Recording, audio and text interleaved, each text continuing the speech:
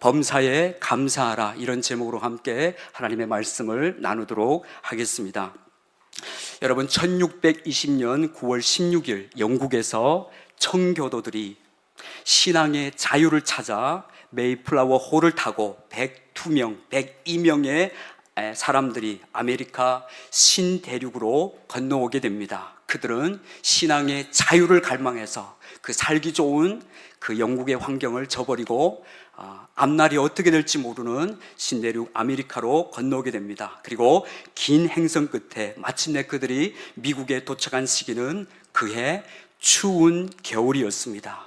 그 혹독한 추위와 그리고 괴혈병으로 인해 메이플라워 호를 타고 미국에 도착한 그들 중 반 이상은 먹을 것이 없어서 굶어 죽게 되었고, 그리고 나머지 사람들은 병들어서 목숨을 잃게 되었습니다.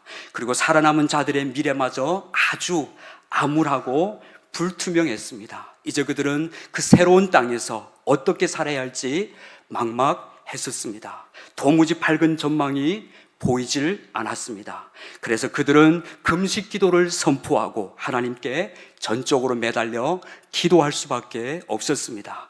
하나님, 이 상황에서 우리가 신앙의 자유를 찾아 이 신대륙 아메리카로 건너왔는데, 하나님, 우리가 먹고 살 수 있는 것, 그리고 풍토병과 여러 가지 상황의 열악함으로 인해서 우리 중 절반 이상의 사람들이 죽어갔습니다. 하나님, 우리를 돌봐주시고 우리를 도와주십시오 라고 그들은 간절히 하나님 앞에 기도를 했습니다. 그러나 상황은 좀처럼 나아지질 않았습니다. 그 당시 딱히 할 수 있는 것이 그들에겐 아무것도 없었기에 그들은 반복해서 금식하고 또 금식을 했었습니다. 하지만 상황이 점점점 더 어렵게 되자 그들은 다시 한번 각자 흩어져 하던 그 금식을 이번에는 함께 모여서 금식을 하자고 논의하던 중 어떤 한 농부가 이런 제안을 합니다. 여러분, 우리가 지금까지 우리는 금식 기도하며 하나님 앞에 도와달라고 했지만 우리의 현실의 상황은 변한 게 아무것도 없습니다. 그러니 이제 우리의 생각을 달리하여 이렇게 기도하면 어떻겠습니까? 비록 우리에게 지금 먹을 것이 없고 함께 건너온 우리의 형제 자매들이 병으로 쓰러지는 어려움을 겪고 있는 것이 현실이지만 이 가운데서도 우리가 감사할 것이 분명히 있다고 생각되어집니다. 식량이 풍족지 않고 이곳 여건이 영국보다 편안하지 않지만 이곳에는 신앙의 자유가 있고 정치적인 자유가 있습니다. 그리고 우리 앞에는 광활한 이 아메리카 대지가 열려 있습니다. 그러므로 우리가 이번엔 금식기도 대신 감사기간을 하나님께 정하고 함께 우리 감사기도를 드리는 것이 어떻겠습니까? 이렇게 한 사람이 제안을 하자 그 말을 들었던 모든 사람들이 감동을 받고 다 그렇게 하자고 찬성했습니다. 그래서 그들은 그 한 주간을 금식 대신 감사 주간을 정하고 감사 기도를 하게 되었습니다. 바로 이렇게 감사한 것이 미국의 추수감사 주일의 근본 동기가 되어서 오늘에 이르기까지 되었습니다. 여러분, 지난 주일은 추수감사 주일이었습니다. 1년에 한 번뿐인 한 번 지키는 그런 추수감사 주일이었습니다. 해마다 추수감사 주일이 돌아오면 우리는 무엇을 하나님 앞에 감사해야 할지 모두 생각하게 됩니다. 한 가지 애석하게 생각하는 것이 있는데요, 그것은 우리가 해마다 추수감사절이 돌아오면 그때서야, 추수감사절이 돌아온 그제서야 이때는 감사하는 시즌이야 이러면서 감사하는 경향이 있습니다. 여러분, 하나님은 우리에게 추수감사 주일만 감사하라고 말씀하지 않으셨습니다. 오늘 본문 데살로니가전서 5장 18절 말씀에서 주님은 범사에 감사하라, 이것이 그리스도 예수 안에서 너희를 향한 하나님의 뜻이라고 말씀해주고 있습니다. 여러분, 이렇게 주님은 우리에게 범사에 감사하라고 하셨는데 어쩌면 우리는 감사의 시즌이 특별히 정해져 있는 것처럼 특별히 감사절이 돌아와야만이 감사한 조건들을 찾아서 감사를 한꺼번에 몰아서 하는 이런 경향이 우리에게 있지 않나 생각되어집니다. 여러분, 유대인의 탈무드에 보면은 이런 가르침이 있습니다. 혓바닥에 감사합니다 라는 말을 버릇들이기 전에는 아무 말도 하지 말라, 이런 가르침이 유대인의 탈무드에 기록되어져 있습니다. 혓바닥에 감사합니다 라는 말을 버릇처럼 버릇들이기 전에는 아무 말도 하지 말라. 이만큼 유대인들은 감사를 중요하게 생각했었습니다. 여러분, 성경은 곳곳에서 하나님의 자녀가 된 우리에게 감사할 것을 명령해 주고 있습니다. 시편 97편 12절에는 이런 말씀이 기록되어져 있습니다. 함께 자막 보시고 같이 읽어보겠습니다. 의인이여, 너희는 여호와로 말미암아 기뻐하며 그의 거룩한 이름에 감사할지어다. 감사할지어다라고 명령하고 있습니다. 또 시편 30편 4절 말씀도 같이 읽겠습니다. 주의 성도들아, 여호와를 찬송하며 그의 거룩함을 기억하며 감사하라. 성경은 우리에게 이 말씀뿐만 아니라 곳곳에서 하나님의 백성되고 자녀된 우리에게 여호와께, 하나님께 감사하라고 말씀하십니다. 감사하라고 하는데 그것은 그냥 감사할 일이 일어날 때만 감사하라고 말씀하는 것이 아니라 범사의 모든 상황 속에서 하나님의 자녀인 우리가 하나님 앞에 감사하라고 말씀합니다. 여러분, 우리가 감사할 수 있는 조건과 상황이 주어질 때 감사하는 것은 누구나 다 쉽게 할 수 있습니다. 그러나 신앙생활하면서 도무지 이해할 수 없는 욥과 같이 하나님을 신실하게 섬겼고 기도의 자리 빠짐없이 나왔고 열심히 예배도 드렸고 헌신할 만큼 했는데도 불구하고 우리가 다 이해할 수 없는 어려움이 닥칠 때, 질병의 문제, 경제적인 문제, 관계의 문제, 자녀들이 속썩이는 문제가 현실로 우리 앞에 다가올 때 감사하는 것은 결코 말처럼 쉽지만은 않습니다. 여러분, 출애굽기 15장에 보면은 모세와 함께 출애굽한 이스라엘 백성들이 홍해를 건너서 하나님이 베풀어 준 그 구원의 은혜에 감사함으로 기쁨의 노래를 부르는 그 모습이 출애굽기 15장에 기록되어져 있습니다. 출애굽기 15장 1절로 3절 말씀 같이 말씀 한번 또 읽어보겠습니다. 시작. 이때에 모세와 이스라엘 자손이 이 노래로 여호와께 노래하니 일렀으되 내가 여호와를 찬송하리니 그는 높고 영화로우시며 말과 그 탄자를 바다에 던지셨음이로다. 여호와는 나의 힘이요 노래시며 나의 구원이시로다. 그는 나의 하나님이시니 내가 그를 찬송할 것이요 내 아버지의 하나님이시니 내가 그를 높이리로다. 여호와는 용사시니 여호와는 그 이름이 시리로다. 아멘. 여러분, 이스라엘 백성들이 430년 동안 애굽에서 바로의 노예로 고통 중에 종살이 하다가 드디어 해방되고 구원받은 기쁨과 감사는 이루 말할 수 없는, 이루 말로 다 형용할 수 없는 하나님의 큰 은혜였습니다. 매일과 같이 바로의 노예로서 이스라엘이 애굽 사람들에게 노예짓을 하는 것은 지긋지긋하기 짝이 없었습니다. 그러던 그들이 하나님의 기적적인 방법으로 그들은 출애굽을 해서 애굽을 떠나게 되어졌고 그들은 하나님의 기적과 같은 역사로 말미암아 홍해를 건너게 되었습니다. 홍해를 건넌 이스라엘 백성들은 모세와 함께 기쁨의 노래를 불렀고 모세의 누이인 미리암과 여인들은 소고를 잡고 춤을 추면서 찬송하고 춤을 추면서 서로 화답하면서 여호와께 감사하며 주께서 행하신 기이한 일들로 말미암아 감사와 찬양을 하나님 앞에 드렸었습니다.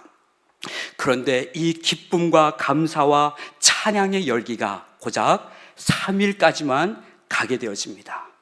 그리고 출애굽기 15장이 채 끝나기도 전에 그들은 홍해를 건넌 다음 스루 강야로 들어가서 3일 길을 걸어가는데 물이 없습니다. 입술이 바싹바싹 타서 들어가는데 물 한 방울 없습니다. 그리고 간신히 마라라고 하는 지역에 이르렀는데 그곳에 물이 너무 써서 마실 수 없게 되었습니다. 그러자 이스라엘 백성들에게서 감사와 찬양은 온데간데 없이 사라지고 현실의 목마름으로 인해 그들은 모세를 원망하기 시작합니다. 출애굽기 15장 24절 말씀입니다. 같이 읽겠습니다. 백성이 모세에게 원망하여 이르되 우리가 무엇을 마실까 하매 3.2절 전까지만 해도 하나님이 베풀어 주신 그 구원의 큰 역사로 말미암아 이스라엘 백성들은 감사 찬송 부르면서 율동하면서 서로 찬양하고 율동하고 화답하면서 그렇게 하나님 앞에 감사했던 이스라엘 백성들이 3일 후에 그들이 광야로 들어가게 되어지고 물 한 방울 얻지 못했을 때 그들은 불평과 원망을 쏟아내고 맙니다. 여러분, 이 사건 이후로 이스라엘 백성들은 광야 40년 내내 불평과 원망을 하다가 결국 출애굽한 1세대들은 다 광야에서 멸망당한 사건을 우리는 성경에서 보게 되어집니다. 여러분, 이렇게 사람은 좋은 상황과 조건이 주어지면 누구나 다 감사하지만, 애굽에서 건짐받았을 때는 감사하지만, 물이 없어 목이 마르고 광야에서 어려운 현실이 직접 내 삶에 닥치면은 감사보다 불평과 원망을 하는 것이 인간인 것을 볼 수 있습니다. 여러분, 홍해를 건너 수르 광야로 이스라엘 백성들을 낮에는 구름 기둥으로 밤에는 불 기둥으로 여기까지 인도하신 분이 누구십니까? 낮에는 구름 기둥으로 밤에는 불 기둥으로 떠나지 않고 보호하시고 지키시며 여기 이 자리에까지 인도하신 분이 누구십니까? 하나님이셨습니다. 여러분, 하나님이 모르시고 실수해서 이스라엘 백성들을 그 광야 길로 인도해 주셨을까요? 하나님이 실수해서 그 광야 척박한 길로 인도해 주셨을까요? 분명히 우리는 아닌 것을 알고 있습니다. 하나님은 분명한 뜻이 계셔서 다 아시고 이스라엘 백성들을 그 광야로 이끌어 주셨습니다. 자, 그렇다면 오늘 우리 각자가 처해 있는 상황과 환경, 그리고 우리의 삶의 모든 현실에 이 자리까지 누가 우리를 인도해 주셨습니까? 살아계신 하나님이 맞습니까? 여러분이 지금 처해 있는 환경, 그 자리가 좋은 환경이든 기근 중에 있는 환경이든 어쩌면 광야 같은 상황이든 그 자리는 바로 하나님이 우리를 그 자리까지 인도해 주신 것입니다. 하나님이 실수해서 광야길로 인도해 주신 것이 결코 아니라 하나님은 광야에서 이스라엘 백성들이 하나님을 전적으로 믿고 신뢰하는지 보기 위해서 그들을 일부러 광야길로 인도해 가셨습니다. 여러분, 하나님은 우리가 좋은 상황과 환경 속에서 감사하고 기뻐하는 것도 원하시지만 하나님은 우리가 도무지 감사할 수 없는 조건과 상황일 때도 믿음으로 감사하기를 원하십니다.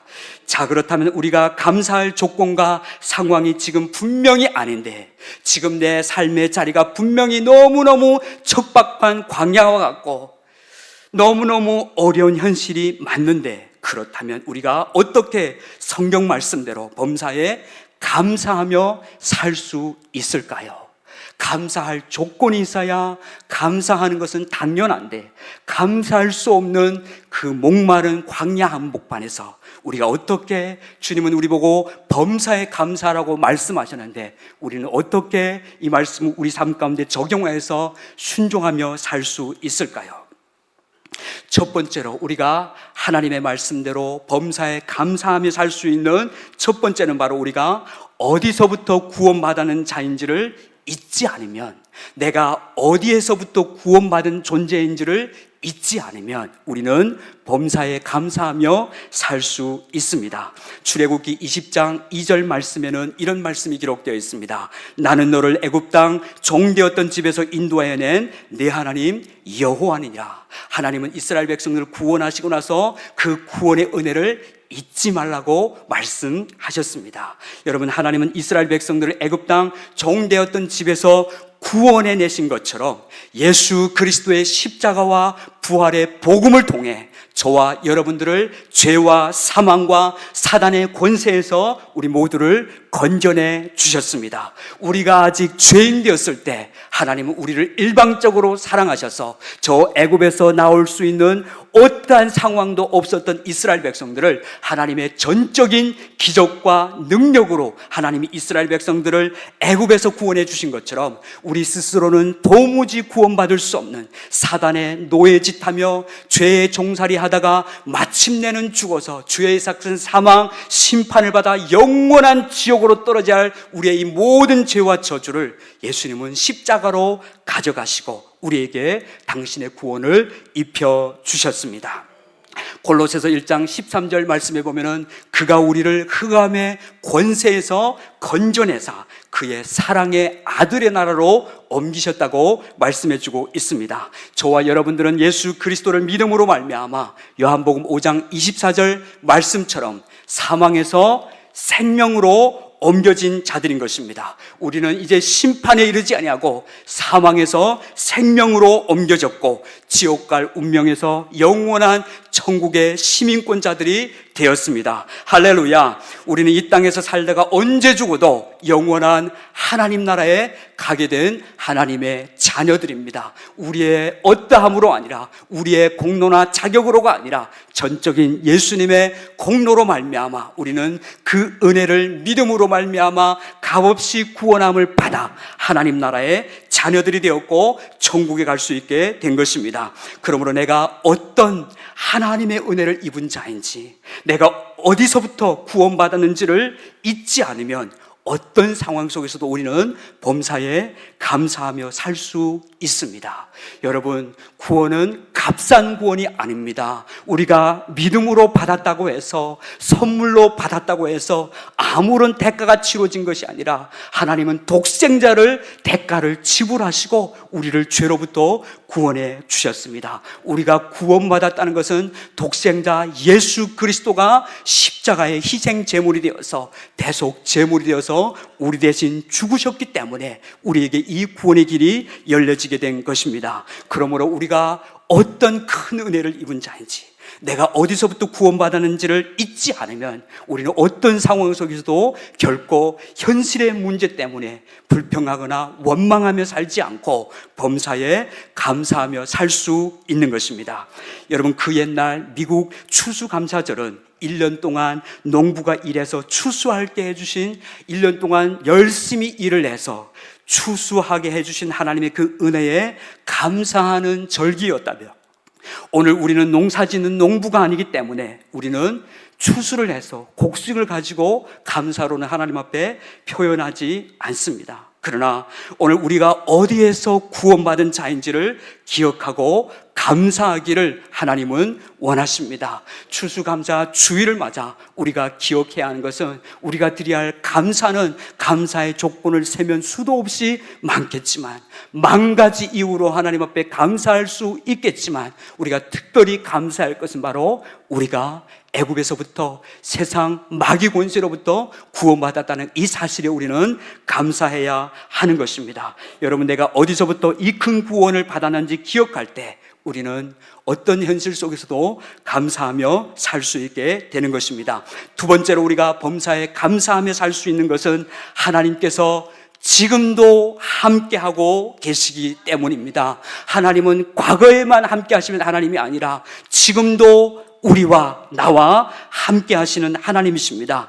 볼지어다 내가 세상 끝날까지 너희와 항상 함께 하리라고 약속하신 주님은 우리의 삶이 형편이 평안하고 평탄할 때만 함께 하시는 하나님이 아니라 가장 아프고 가장 힘들고 가장 어려워서 답답할 때에도 모든 것들이 다 끝장난 것만 같던 상황 속에서도 하나님은 결코 우리를 떠나지 않고 함께 하시는 하나님이십니다. 하나님은 항상 우리와 함께 하십니다. 이사야서 43장 1절로 2절 말씀입니다.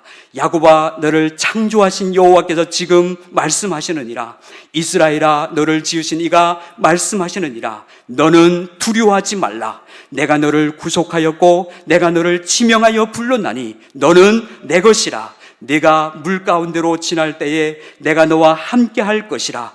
강을 건널 때에 물이 너를 침몰하지 못할 것이며 내가 불 가운데로 지날 때에 타지도 아니할 것이요 불꽃이 너를 사르지도 못하리니. 아멘. 여러분, 하나님은 어떤 상황 속에서도 우리를 홀로 결코 내버려 두지 않으십니다. 우리가 불같은 시험을 통과할 때도, 물 가운데로 지날 때도 하나님은 항상 우리와 함께 하십니다. 하나님은 어제도 우리와 함께 하셨지만 지금 이 시간도 우리와 함께 하십니다. 그리고 하나님은 세상 끝날까지 우리와 함께 하십니다. 그러므로 우리는 어떤 어려운 상황 속에서도 하나님이 나를 잊으셨거나 버리신 것이 아니라 지금 이 순간에도 나와 함께 하신다는 사실을 믿고 말씀을 기억함으로 범사에 감사하며 살 수 있는 것입니다. 세 번째로 우리가 범사에 감사하며 살 수 있는 것은 우리를 구원하시고 임마누엘로 지금도 우리와 함께 하신 하나님께서 지금의 나의 모든 상황과 환경이 결론이 아니라 끝은 반드시 합력하여 선을 이루신다는 사실을 우리는 믿음으로 말미암아 우리는 범사에 감사할 수 있는 것입니다. 지금은 어렵지만 하나님이 결과적으로는 반드시 모든 것이 합력하여 선을 이루어 가시기 때문에 우리는 감사할 수 있는 것입니다. 믿음은 아직 이루어지지 않은 그 일에 믿음으로 감사하는 것이 믿음의 진정한 고백인 것입니다. 로마서 8장 28절 말씀입니다. 같이 또 읽어보겠습니다. 우리가 알거니와 하나님을 사랑하는 자 곧 그의 뜻대로 부르심을 입은 자들에게는 모든 것이 합력하여 선을 이루느니라. 아멘. 여러분, 하나님은 하나님을 사랑하는 자 곧 그의 뜻대로 부르심을 입은 모든 자들에게 현재 좋은 일이든 안 좋은 일이든 모든 것이 다 합력하여 결과적으로는 선을 이루시는 하나님이십니다. 그래서 성경은 우리에게 여호와께 감사하라. 그는 선하시며 그 인자하심이 영원함이라고 말해주고 있습니다. 시편 136편 1절 말씀에는 이렇게 기록되어 있습니다. 여호와께 감사하라. 그는 선하시며 그 인자하심이 영원함이로다. 하나님은 그 사랑과 그 속성상 그 모든 선하심이 영원하신 분이십니다. 할렐루야. 하나님의 사랑은 영원한 사랑입니다. 일시적인 사랑이 아니라 사람의 사랑은 조건이 붙습니다. 그리고 일시적인 사랑밖에 되지 않습니다. 그러나 하나님의 사랑은 아가페 사랑으로 무조건적인 사랑이며 그 사랑은 변하지 않는 완전한 사랑이며 영원한 사랑이십니다. 하나님의 인자는 끝이 없습니다. 하나님의 자비는 무궁합니다. 하나님이 우리를 선택하시고 부르셨다면 하나님의 선택과 부르시면 결코 후회하심이 없습니다. 우리가 얼마나 약하든지 우리가 어떤 저지와 형편에 있든지 하나님은 우리를 부르신 하나님은 결코 후회하지 않으십니다. 그리고 우리를 잘 아십니다. 하나님이 우리와 함께 하시기 때문에 그리고 속성상 하나님이 선하시고 영원하신 그 하나님의 이 사랑을 우리가 신뢰함으로 우리는 범사에 감사할 수 있습니다. 마지막 네 번째로 우리가 범사에 감사할 수 있는 길은 나는 죽고 내 안에 예수님이 사시는 십자가와 부활의 복음이 실제가 된 사람은 어떤 상황 속에서도 그 사람은 범사에 감사하며 살 수 있습니다. 사도 바울에게 있어서 복음은 그의 전부였습니다. 바울은 이 복음에 목숨 걸 만큼 복음에 미친 자였습니다. 그래서 아그리파 왕이 바울에게 내가 미쳤도다 이렇게 표현했습니다. 그때 바울이 말하기를 내가 미친 것이 아니라 나는 참된 말을 하는데 당신도 내가 이렇게 결박된 것 외에는 당신도 나와 같이 되기를 원한다고. 이만큼 바울은 왕이든 어떤 사람이든 관계없이 그가 만나는 모든 자에게 자신이 믿는 그 복음을 선포하고 전했던 것을 볼 수 있습니다. 복음이 한 사람 안에 실제가 되면은 조건과 상황이 문제가 될 수 없습니다. 문제는 우리의 믿음인 것입니다.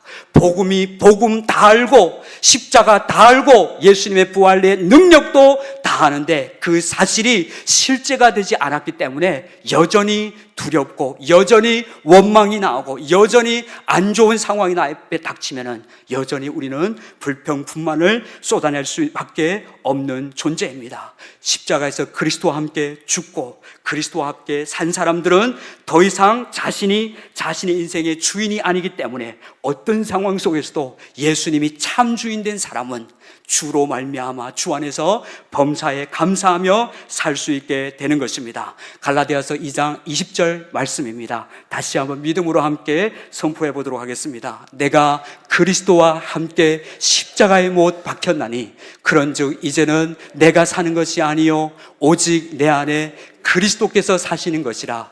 이제 내가 육체 가운데 사는 것은 나를 사랑하사 나를 위하여 자기 자신을 버리신 하나님의 아들을 믿는 믿음 안에서 사는 것이라. 아멘. 여러분, 예수님과 함께 옛사람이 십자가에서 죽은 사람은 더 이상 자기를 위해 살지 않습니다.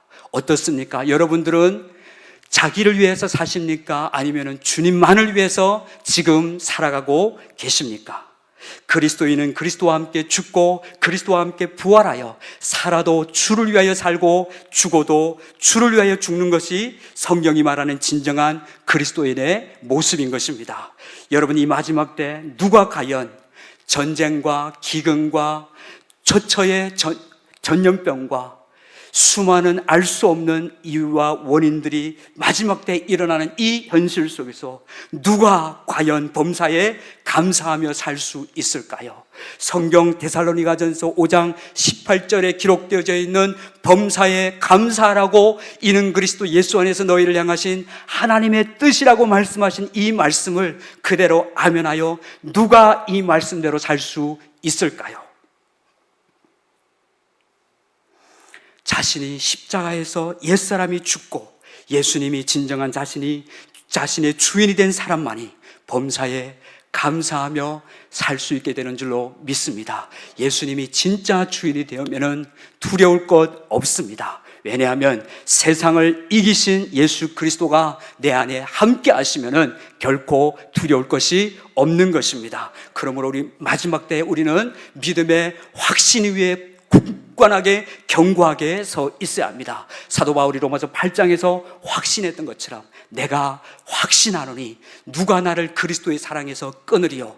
현재의 일이나 장래의 일이나 능력이나 높음이나 기쁨이나 어떤 다른 피조물이라도 천사들이나 어떤 것이라도 우리를 우리 주 예수 그리스도 안에 있는 하나님의 사랑에서 나를 끊을 자 없다라고 하는 이 믿음의 확신을 가진 자만이 어떤 상황 속에서도 우리가 범사에 감사하며 살게 되는 줄로 믿습니다.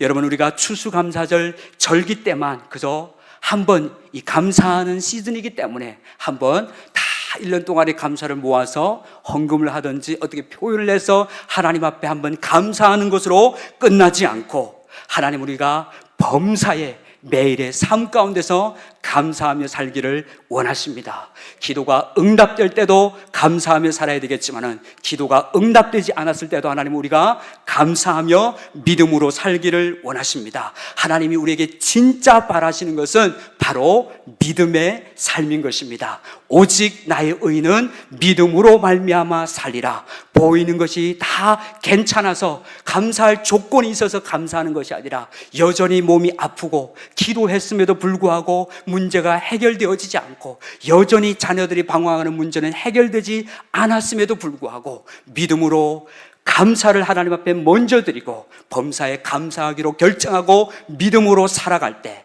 사단은 결코 우리를 그 절망과 문제 가운데 가다 놓지 못하고 부활의 그 역사와 능력으로 말미암아 우리는 하나님의 영광을 보게 되는 줄로 믿습니다. 그러므로 우리가 기억해야 합니다. 내가 어디서 구원받은 자인지 우리 이 사실을 잊지 말아야 합니다. 저와 여러분들 어디서부터 구원받았는지 잊지 말아야 합니다. 두 번째로, 하나님이 나의 모든 상황 속에서 지금도 함께 하신다는 사실을 우리는 잊지 말고 기억해야 합니다.